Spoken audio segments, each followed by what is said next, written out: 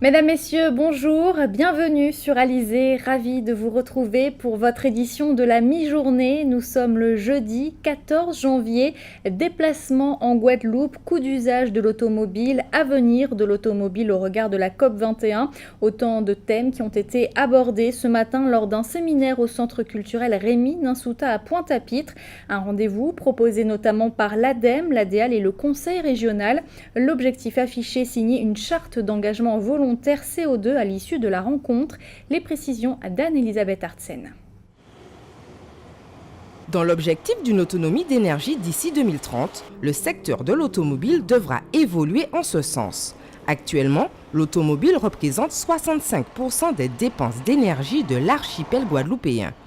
La prédominance de l'automobile chez nous accrue forcément les émissions de CO2 sur notre territoire. Oui, donc la particularité de la Guadeloupe en matière de CO2 est que les conducteurs guadeloupéens émettent 2 fois plus de CO2 que les conducteurs métropolitains, soit 260 grammes de CO2 par jour et par habitant.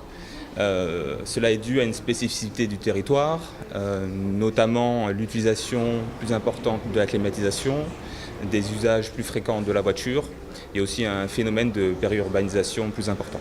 Cependant, contrairement à ce que l'on pourrait penser, la pollution atmosphérique en Guadeloupe n'est pas plus élevée que celle de l'Hexagone. On a la chance en Guadeloupe d'avoir un vent régulier, les alizés, qui balayent régulièrement donc toute cette pollution liée soit à l'activité industrielle, soit à l'usage de l'automobile. Donc on ne peut pas tellement être soucieux de la pollution atmosphérique directe de l'air par l'activité automobile. Par contre, de façon indirecte, l'usage de l'automobile et des véhicules crée de gros problèmes sur l'environnement en Guadeloupe.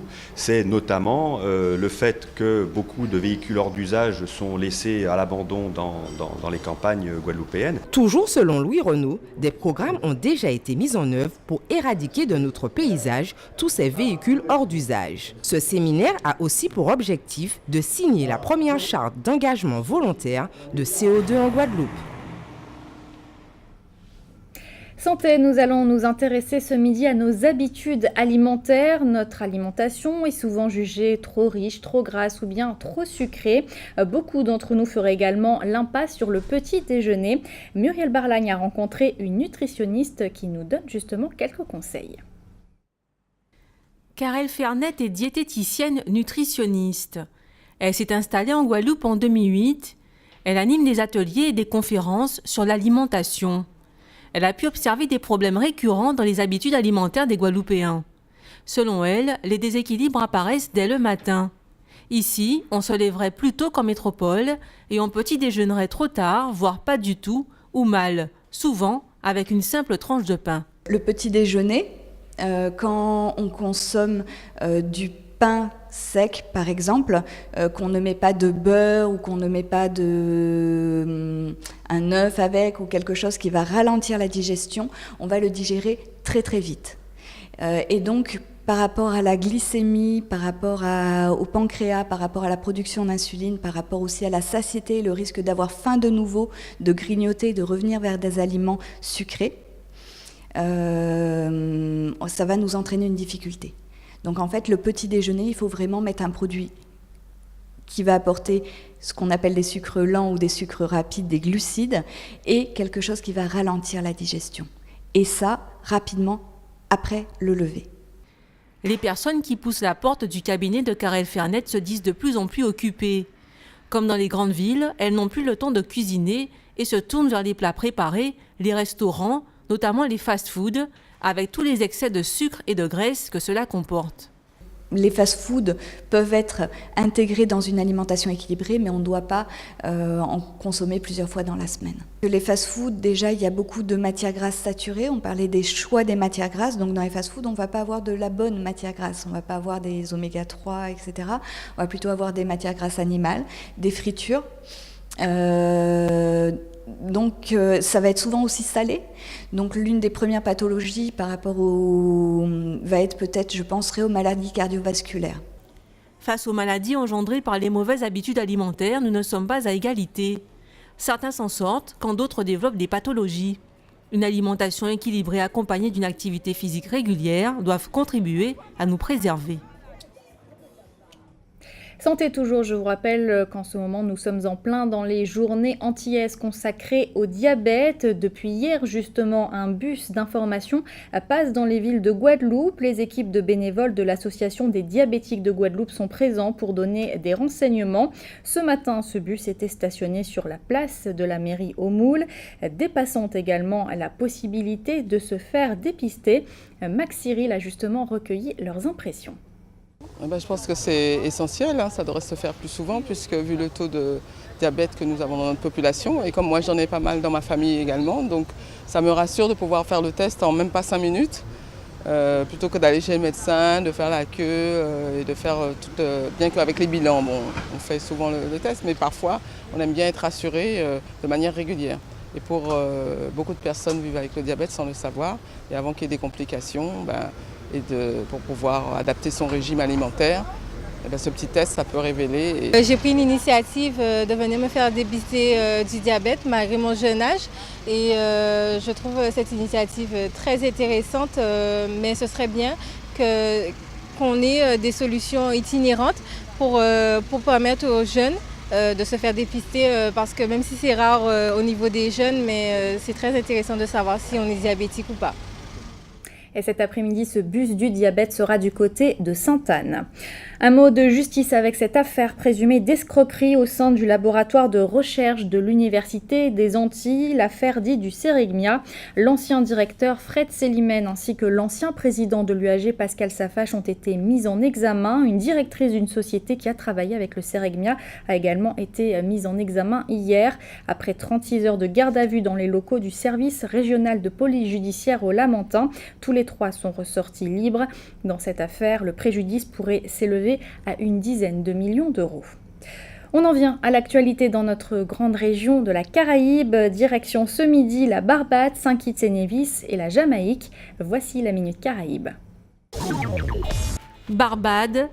Dans une déclaration publique inhabituellement franche, l'ambassade des États-Unis à Barbade a appelé le gouvernement de Sainte-Lucie à assurer l'application du droit.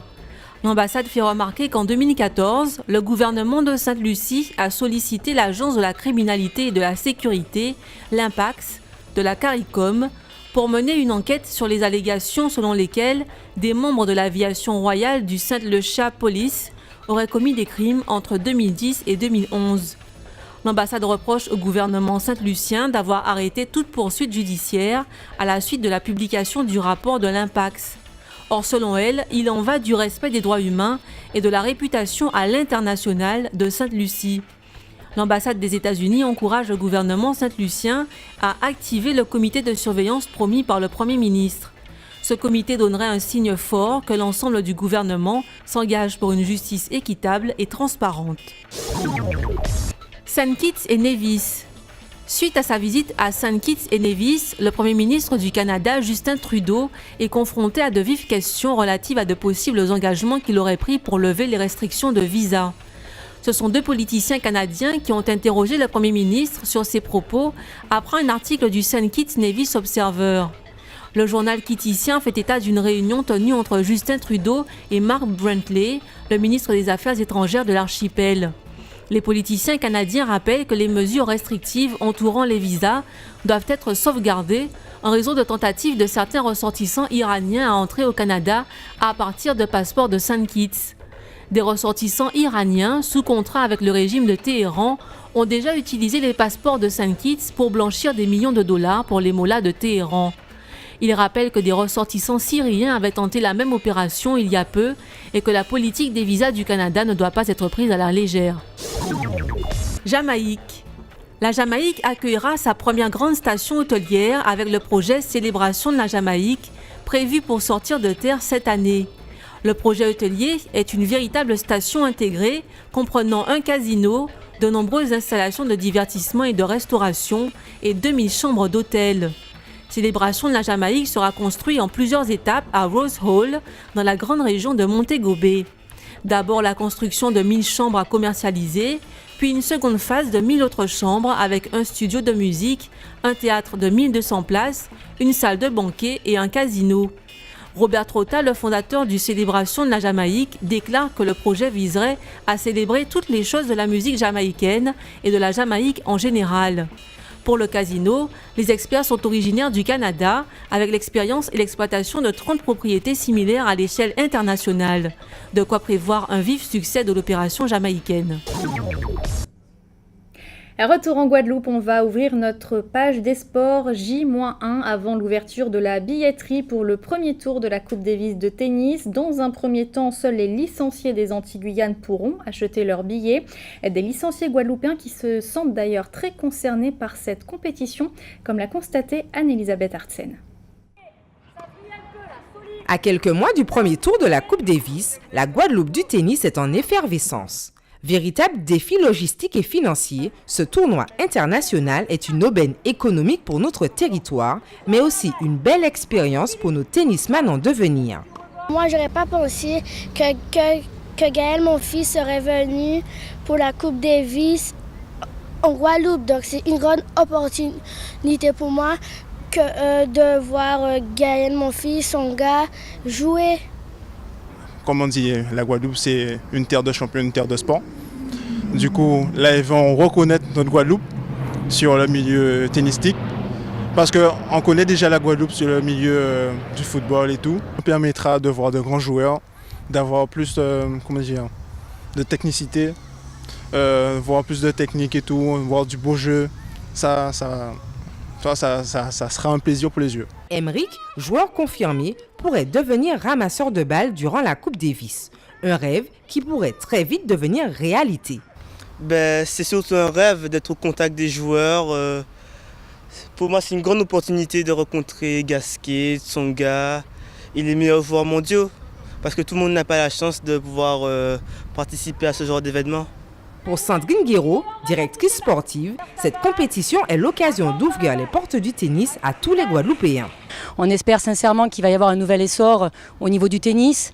Et on sait très bien que quand il y a un événement comme ça, comme la Coupe du Monde de rugby, de foot, de tennis, d'un seul coup, boum, il y a plus de licenciés, ça draine beaucoup d'enfants. Donc vraiment, ce qu'on souhaite, c'est que ça puisse s'ouvrir à d'autres milieux. Pour nous, c'est vraiment une chance d'avoir des grands champions comme Gasquet, comme mon fils qui est l'enfant du pays, comme Tsonga, de pouvoir venir sur l'île et que les enfants, c'est un rêve d'approcher ces joueurs qui à l'époque n'aimaient pas voir Steffi Graf, Agassi, Sabatini. Donc vraiment, cette fois-ci, entre parenthèses, il pourrait avoir un mini Roland-Garros à Bémao. Dès vendredi, les licenciés antillais et guyanais pourront acquérir leurs billets sur le site de la Fédération pour ce premier tour de Coupe Davis. Pour le grand public, la vente en ligne notamment débutera le 21 janvier 2016, toujours sur le site de la Fédération française de tennis. Les personnes à mobilité réduite pourront quant à elles acheter leur place uniquement par téléphone à compter du 25 janvier 2016. Toujours en sport, bravo au jeune Guadeloupéen Tim Bissot. À 18 ans, il est devenu hier vice-champion du monde professionnel junior de la World Surf League, des championnats qui se déroulaient au Portugal. Le Guadeloupéen Tim Bissot, qui est membre de l'équipe de France de surf depuis maintenant 4 ans, signe l'une de ses plus belles performances. Depuis 9 jours, il s'entraîne au Creps des Abîmes. 4 pensionnaires de l'équipe de France de pentathlon se préparent pour les Jeux Olympiques de Rio. Une équipe jeune, 23 ans de moyenne d'âge. Éric Pommier a suivi ce matin un de leurs entraînements spécifiques de natation. À raison de 4 heures d'entraînement par jour, l'équipe de France de pentathlon peaufine sa préparation en vue des JO de Rio dans exactement 7 mois. L'effectif basé en Guadeloupe depuis le 5 janvier dernier est jeune, moyenne d'âge 23 ans. 3 objectifs figurent au programme de cette jeune élite déjà sur orbite pour les qualifications. Principalement, nous confie l'entraîneur national Jean-Pierre Guyot-Marche, travailler sur la cohésion de groupe car la saison est longue. C'est encore mieux quand les conditions climatiques et d'accueil s'y prêtent. Nous, on vient 10 jours. Dans le pentathlon, il y a 5 épreuves, la course, la natation, le tir, l'escrime et l'équitation. On vient ici vraiment pour emmagasiner beaucoup de travail en course et en natation, surtout le climat nous le permet. Donc c'est un stage axé course-natation avec un entretien tir au pistolet et préparation physique. Jean-Pierre Guyot-Marche est confiant, son collectif est performant, jeune, à la fois un atout pour l'entraîneur et un inconvénient. Valentin Bello, 3e mondial, récent vainqueur de la Coupe du Monde à Budapest en 2015, sait que rien ne vaut l'olympisme pour un sportif de haut niveau. Ouais, ça y est, là maintenant on est à 205 jours des Jeux, là, donc ça va bientôt arriver. On est en 2016, donc il va falloir vraiment commencer à envoyer. Là, ils sont encore sur la partie hivernale, on va préparer tout le travail foncier, donc beaucoup de musculation, beaucoup de volume en course à pied natation. On en profite pour travailler aussi les épreuves techniques en escrime. Et puis après, au fur et à mesure que la saison va avancer, on va pouvoir passer plus sur du travail explosif. Christophe Path a déjà goûté au jeu car à Londres en 2012, il a terminé à la 17e place. Chaque olympisme a une saveur particulière. Rio ne déroge pas à la règle. Plus les jeux approchent, plus on s'investit aussi, parce qu'on sait que l'échéance arrive bientôt. Et on s'affine, on s'affûte et on tolère moins d'erreurs. Voilà. L'équipe de France de pentathlon reprend son envol dès demain après 10 jours de stage intense. Au programme, surtout pour Valentin Bello, 3 Coupes du Monde, compétition qu'il pourra aborder sereinement car son quota pour Rio est déjà atteint. Cette édition touche bientôt à sa fin, mais avant, on va faire le point sur vos coupures d'eau du jour. Depuis ce matin, plusieurs secteurs de Dé sont privés d'eau en raison de travaux sur le réseau. Il s'agit du Bourg, La Coque, Lao et Ziotte. Retour à la normale prévu dans les prochaines heures. Avant de se quitter, on jette un rapide coup d'œil sur la couleur du ciel pour cet après-midi en Guadeloupe. Un ciel qui sera voilé avec malgré tout de belles éclaircies. Les températures, elles, indiqueront entre 26 et 28 degrés. C'était le journal de la rédaction. Merci de l'avoir suivi. Édition que vous pouvez bien sûr revoir sur notre site www.alizé.com. Dans quelques instants, votre rendez-vous sportif quotidien Minute Sport suivi d'une météo plus détaillée de notre région. Vous retrouverez ensuite le journal de TF1 et Petit secret entre voisins. Pour ma part, je vous donne rendez-vous ce soir à 19h pour toute l'actualité locale et régionale. En attendant, bon appétit et très bon après-midi sur Alizé.